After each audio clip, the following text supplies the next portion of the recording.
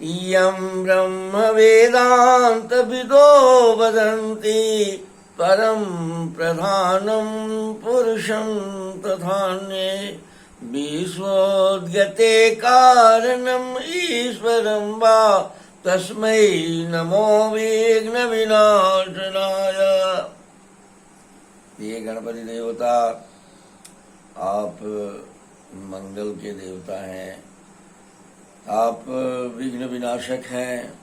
लोक में प्रचलित मान्यता है कि आप को थोड़ा याद करने पर भी आप बहुत ही कृपा करके जल्दी में लोगों को सुन लेते हैं। आप चूंकि विशालता का सबसे पहला माता के बाद विशालता की स्थिति में आप ही हैं। माता आपके माध्यम से ही अपने सृष्टि के विस्तार का प्रबंधन चला रही है। यद्यपि कि वह प्रबंधन प्रकृति चक्र स्वचालित ढंग से चल रहा है, तथापि आप उसके कर्ता धर्ता हैं, आप उसके संचालक हैं। जीव जगत में, पेड़ पौधों के जगत में, ब्रह्मांडीय जगत में आप सब जगह समझबूझ और प्रत्येक अणु में जो ब्रह्मांड का ज्ञान है, उन अणुओं के ब्रह्मांडीय ज्ञान को यथास्थान आप एक दूसरे के अणु को पहुंचाते रहते हैं, प्रेरित करते रहते हैं, और वह संगठित होकर सोना का अणु सोना में, चांदी का अणु चांदी में, लोहा का अणु लोहा में, पेड़ पौधे का पेड़ पौधों में, जीव का जीव में, इस तरह से जो टास्क जिस सेल को, जिस प्राण बिंदु को जो टास्क दी गई है, जो समझाई गई है, जो उसको अनुशासन में डाला गया है, बिल्कुल ही अनुशासित शैली में आपकी सारी क्रियाकलाप चलती है। ब्रह्मांडीय सृष्टि की रचना की सारी क्रियाकलाप बहुत ही अनुशासन है, अनूठा है, अद्वितीय है और नित्य नवीन है। प्रत्येक क्षण परिवर्तन हो रहा है, अब प्रत्येक क्षण सब कुछ नया बन रहा है। ये सबसे बड़ा यूनिक है।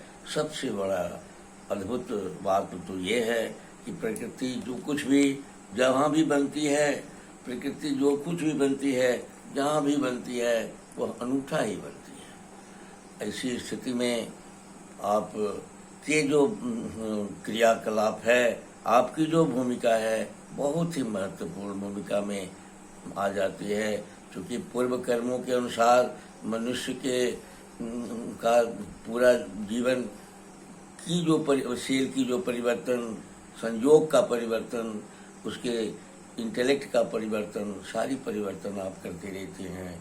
आपके विवेक से, समझबूझ के अनुसार सारी क्रियाएं चलती रहती है।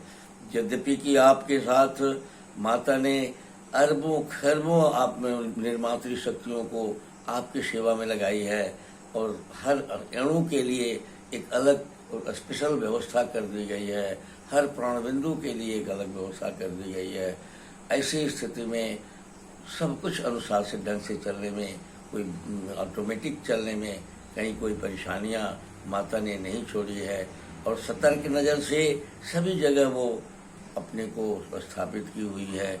इसलिए कि वह ऊर्जा है, वह शक्ति है, और शक्ति का संगठन ही पदार्थ होता है। पेड़ पौधे सब शक्ति के संगठित रूप ही होते हैं। इसलिए माता की भूमिका, माता की कार्य में आपका सहयोग है। लेकिन माता से मनुष्य माता को तो पुकारता ही है, लेकिन माता भी सहयोग करती है। मानवीय मान्यता है कि माता भी काफ़ी सहयोग करती है। लेकिन आप चूँकि इस कार्यक्रम में हमारे शरीर में प्रत्यक्ष रूप से विवेक के देवता के रूप में, समझबूझ के रूप में, ज्ञान के रूप में, विज्ञान के रूप में, आनंद के रूप में प्रतिष्ठित हैं माता के द्वारा, इसलिए आपसे निवेदन है कि हमारे कार्यकलाप में, हमारी व्यवस्था में, हमारी कार्य करने की शैली में, हमारे मन के कार्य करने की शैली में आप थोड़ा सा हस्तक्षेप कीजिए और पूरे देश के मनुष्य जो है अपने दिव्यता को नहीं प्राप्त कर रहा है, शुद्धता की ओर बढ़ते चला जा रहा है, इसको रोकने की कोशिश अगर कर दी जाती है आपके माध्यम से, तो ये देश फिर अपने पुराने जो दिव्य इसकी ज्ञान का जो इसका मर्यादा था वो मर्यादित हो जाता और ये विश्व का अग्रणी बन जाता। यद्यपि कि भारतवर्ष के लोग विश्व का में अनूठा बनने की कोशिश करने की बातें तो करते हैं, लेकिन बातों से विश्व का के भीतर विश्व में अनूठा होना कठिन काम है। यद्यपि कि इनके लिए बहुत आसान है, क्योंकि पूरे भारतवर्ष से लोगों में विकसित भारत का, दिव्य भारत का, विशिष्ट भारत का जो पीछे का एक खून है वो दौड़ रहा है।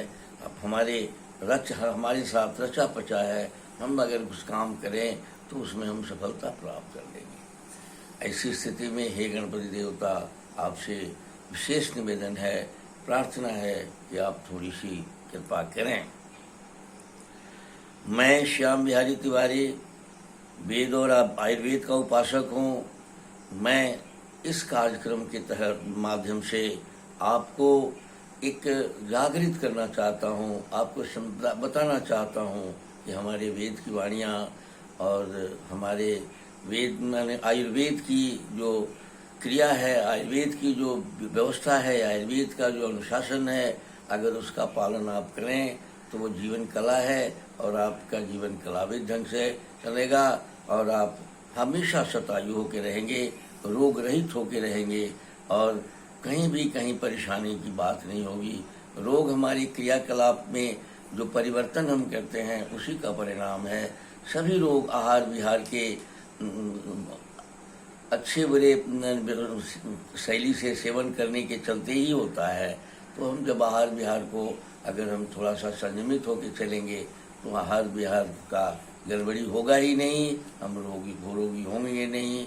और ये जब हम इंद्रियों में एक सिर्फ मन में रहेंगे तो हमारे आहार विहार में भी गड़बड़ी अनिवार्य है, क्योंकि मन का स्वभाव है कलाबाजी से अपनी क्रिया को, अपने काम को पूर्ति करता है।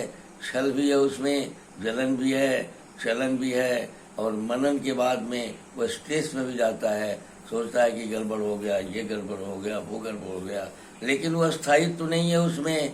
पारे के जैसा चंचल है, बड़ी जल्दी ही उसका 1.25 मिनट, 1.25 घंटा, 1.25 दिन, 1.25 महीना से ज़्यादा उसका कोई हवा नहीं मिलती है।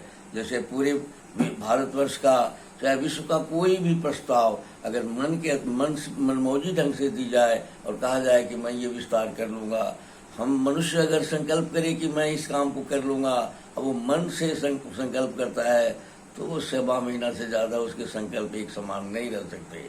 लेकिन अगर वह बुद्धि, चित्त, चेतन, अहंकार, विवेक में संकल्प करता है तो स्थायी और विकसित रूप लक्ष्य की प्राप्ति कर सकता है।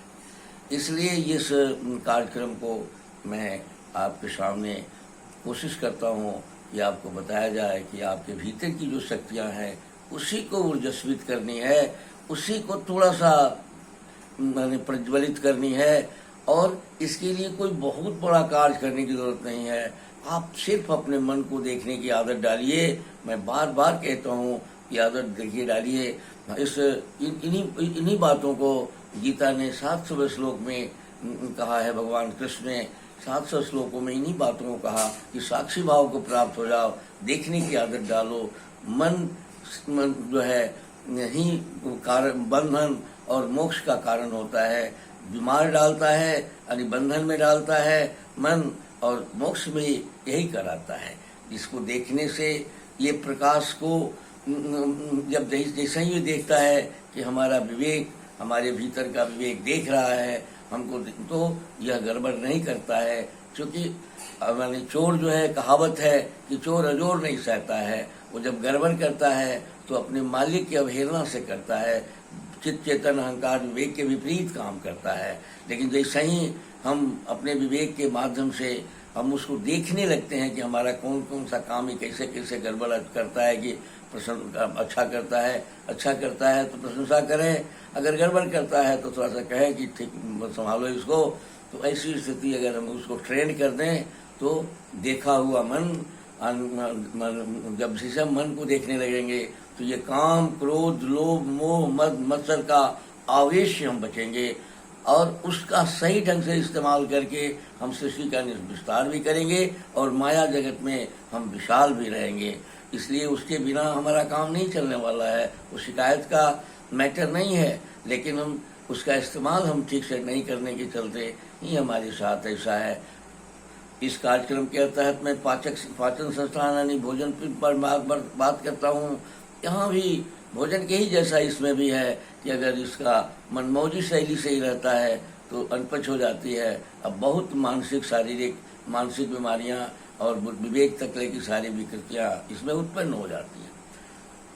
इस कार्य के तहत आज मैं ठीक उसी तरह से हमारे शरीर में जो अन्न को पचाने वाली जो अग्नि है, पचाने की कार्य तो कर देती है, लेकिन जब पचने के बाद कच्चा माल बनता है शरीर को बनाने के लिए, तो उसका जब रस बनता है और रस जब रक्त में परिवर्तित होने लगता है और परिवर्तित करने वाला जो मेटाबॉलिक सिस्टम का जो अग्नि है, धात्वग्नि जिसको कहते हैं, अगर वह कमजोर पड़ जाता है तो रस को अगर रक्त में परिवर्तित कर भी दिया तो रक्त को फिर मांस में परिवर्तित करने में उसको परेशानी होने लगती है। और मांस में परिवर्तित कर दिया, अब मांस अगर मेद में परिवर्तित नहीं कर मांस को मेद में परिवर्तित नहीं किया तो फैट जमा देगा, तो हम मोटापा के शिकार हो जाते हैं।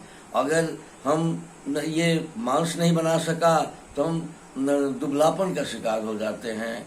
और एक बहुत बड़ी छोटी सी बात है कि जितनी बहुत कठिनाई में डालने वाली जो लक्षण उत्पन्न होती है आयुर्वेद के अनुसार, माने जो हमारा मन, जब हम हमारा खाया हुआ पदार्थ शरीर को में बनाने लायक अग्नि बनाकर और मन को वायु को देता है और वायु उसको बनाने में जब असमर्थ हो जाता है, वहाँ बनने में उसकी पाचन अगर रक्त में परिवर्तित ठीक ढंग से नहीं होता है तो हमारे सामने 2-4 गो लक्षण ऐसे उत्पन्न हो जाते हैं जो इमरजेंसी के लक्षण कहे जाते हैं।